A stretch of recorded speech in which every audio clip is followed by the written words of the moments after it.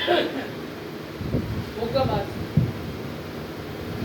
9ویں امام مصیبت پڑھنے کے چلیے آل محمد کے گھر 14 آئمہ واحد امام جن کی کم سینی میں جنہیں امامت بظاہر 7 سال کے جب انہیں امامت بتاؤ اس سے بڑا دکھ شاید میرے پاس ہے کوئی نہیں، اور مجھے نہیں پتا کہ کون آل محمد کے مسائل سن کے روتا ہے، کون سوچ کے روتا ہے، لیکن اس سے بڑی غربت 9ویں امام کی ہے کوئی نہیں کہ یہ 14 میں پہلے اور آخری امام ہیں جو اس سال میں شہید کیے گئے جس سال میں انسان اپنی زندگی کے پلان بنا رہا ہو، زندگی کی منصوبہ بندی کر رہا ہو کہ میں نے اس سال یہ کرنا، 25 سال کا سے امام تقی الجواد کا، جس میں امام تقی اس دنیا سے روح کوشش کیا، یہ بھی بڑے عجیب و غریب قسم کے مسائل کی بات ہے۔ میں نے فضائل اس لیے کم پڑھا کہ کوشش کر کے میں مسائل کی چند سطروں میں اپنی اوقات سے زیادہ پڑھ سکوں۔ لیکن میں نے جب ان کی امام تقی کے اوپر تحقیق تسکیل بڑھی، چند ایک مولا نے اپنے راز اپنے مجھے دیے جو آپ مومنوں کے سامنے پیش کرتے ہیں۔ 7 سال کی عمر میں امام تقی مسند امامت سے دکھ شری مجھے راستہ میں سمجھ نہیں آتا کہ آل محمد کے کون کون سے دکھ پڑے گئے، کون کون سے دکھ خراب ہوتے ہیں، 2 لمحے کی تقریب پھر میں براہ راست مسائل کے اوپر آ رہا ہوں۔ اس کے میں شہادت آپ نے کہا کہ امام تقی کی پڑھی، میں سے پہلے آپ سے اجازت طلب کر رہا ہوں کہ امام تقی کی مدینہ چھوڑنے والی شہادت پڑھی ہے، سامرا والی شہادت پڑھی ہے، امام تقی کی کون سی شہادت پڑھی ہے؟ لیکن سر چند ایک مسائل والے محمد میں ایسے ہیں، یہ بات اصل میں سے پہلے کر چکا ہوں کہ آل محمد میں جتنے بھی آئمہ ہیں وہ اپنے سے پہلے آئمہ کے مسائل کے بارے سے ہر امام نے اپنے حصے کا ہم مسائل بھی تھا، اپنے سے پچھلے والے امام کا بھی مسائل تھا۔ اب امام تقی الجواد علیہ السلام کے حوالے سے گفتگو کرنی ہے تو شاعری یہ ذکر مولا ہے، پاک منبر کے ہاتھ ہے شکیل بھائی، محمد مصطفیٰ سے لے کر علی رضا علیہ السلام تک اپنی جد کے ہر مسائل کا یہ اکلوتا وارث امام محمد ہے۔ کہہ دیجیے گا آنسو نہ بھی ہے کوئی بات نہیں، میری نہ بھی ہو سکوں، ہر آدمی کہیے گا پوچھیے مجھ سے محمد مصطفیٰ کے مسائل کی کس طرح وارث؟ محمد مصطفیٰ کو ان کے ایک حرم نے زہر دیا تھا، امام تقی کو بھی ان کے ایک حرم نے زہر دیا، امام تقی کو بھی ان کے ایک حرم نے زہر دیا۔ حسین نے مدینہ چھوڑا، امام تقی نے بھی مدینہ چھوڑا، یعنی فرق صرف اتنا ہے کہ جب امام حسین نے مدینہ چھوڑا 7 بھائی تھے، 7 خانوادہ تھا، جب اس آپ کے 9ویں امام نے مدینہ چھوڑا آدھی رات کا وقت تھا، آدھی رات کے وقت قبر رسول پہ آئے، سلام کیا، پھر دادی کی قبر پہ آئے، سلام کیا، تمہید ختم۔ میں مسائل کا پہلا فکرہ آپ کی اگر سماعتوں کے حوالے پیش کر رہا ہوں۔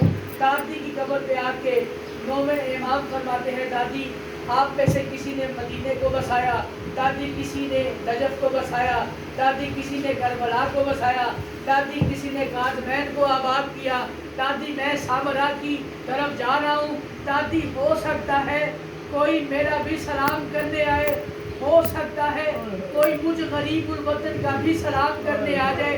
پھر فرمایا دادی جس طرح دادا حسین آپ کو الوداع کہہ کے گئے تھے واپس وہ بھی نہیں آئے، واپس میں نے بھی کوئی نہیں آیا۔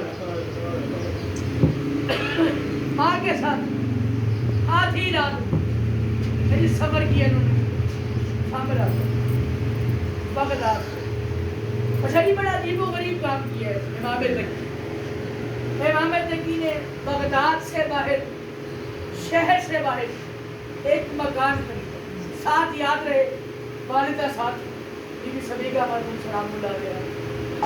بی بی سبیکہ نے پوچھا بیٹے سے کہ تقی بیٹا آپ مکان بڑے شہر میں کیوں نہیں لیا، آپ نے اتنے دور ہٹ کے شہر سے مکان کیوں لے لیا؟ شریک میں مان نہیں سکتا کہ بندے کے دل میں غم حسین ہو اور وہ رو نہ سکے۔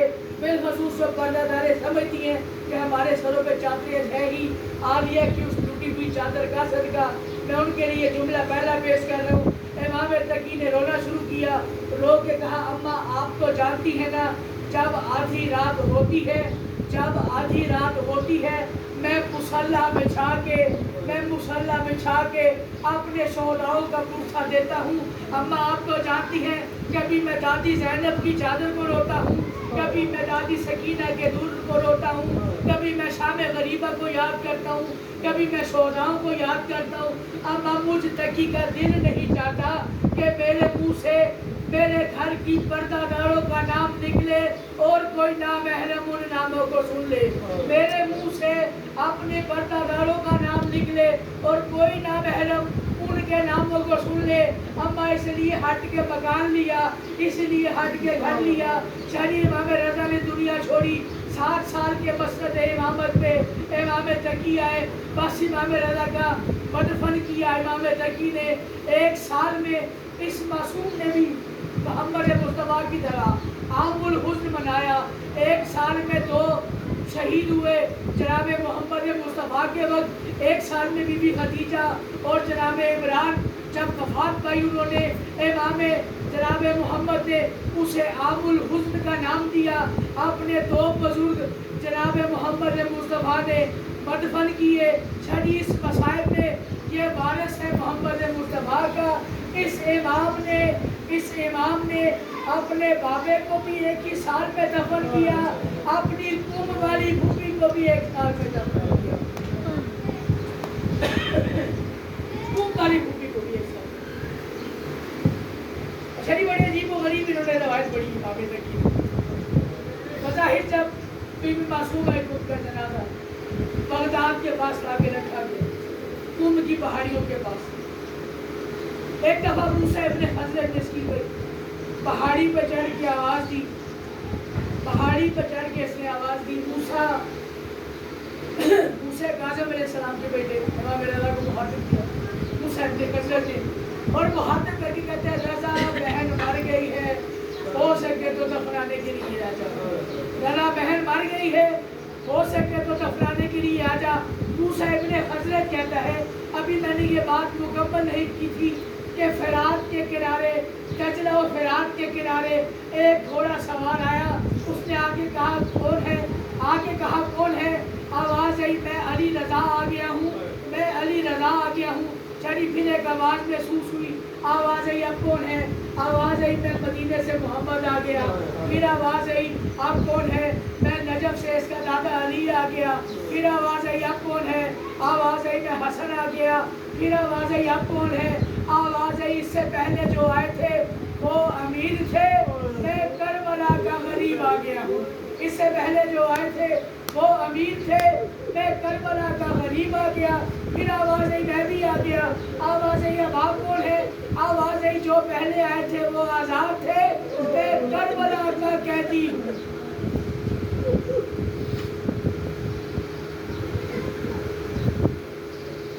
میں کربلا کے قیدی، چلی بس آئمہ معصومین آتے رہے، آئمہ معصومین آتے رہے، آئمہ معصومین آتے رہے۔ جب باری آئی ہے تقی مولا کے دادا امام موسیٰ کاظم کی، امام موسیٰ کاظم آئے، کسی نے پوچھا مولا آپ کون ہیں، آواز آئی جو پہلے آئے تھے وہ آزاد تھے، میں آج بھی پابند رسن ہوں، میں آج بھی پابند رسن ہوں۔ بس امام رضا علیہ السلام آئے، امام رضا علیہ السلام آئے، اس کے بعد امام تقی آئے، امام تقی سے کسی نے پوچھا کہ آپ کون ہیں، آواز آئی مجھ سے پہلے جو آئے وہ سب بڑے تھے، میں 7 سال کا چھوٹا امام، 7 سال کا چھوٹا۔ اللہ لعنت کرے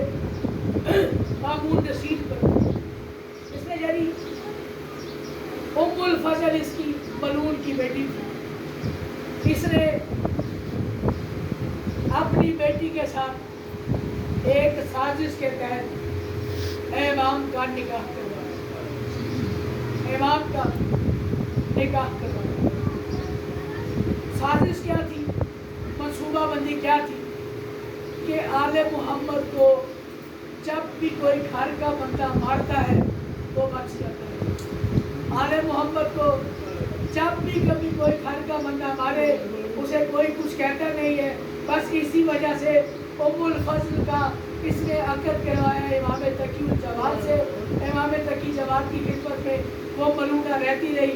بس ایک شب ایسی آ گئی 28 ذی القعدہ تھا.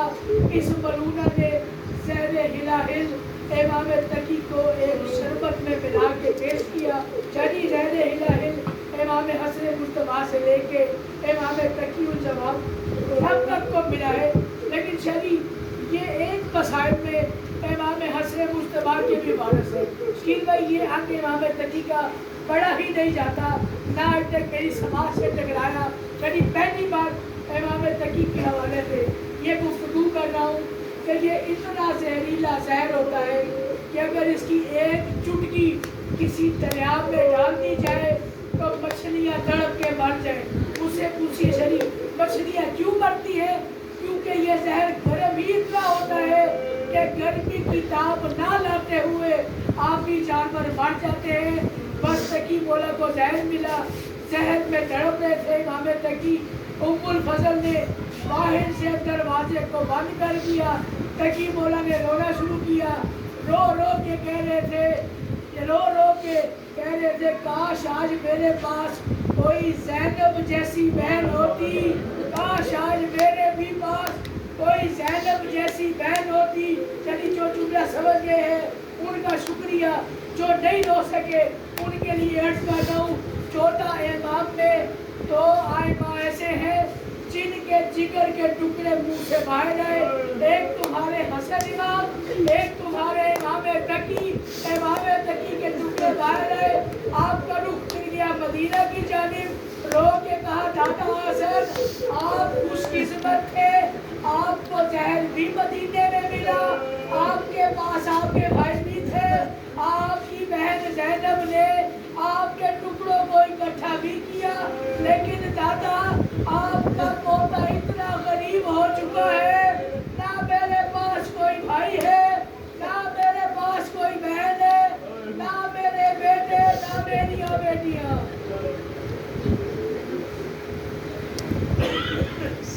زہر ملا امام تقی. زہر کی حالت میں شدید تڑپ رہے تھے امام تقی. میں پھر کہہ رہا ہوں تڑپ رہے تھے امام تقی.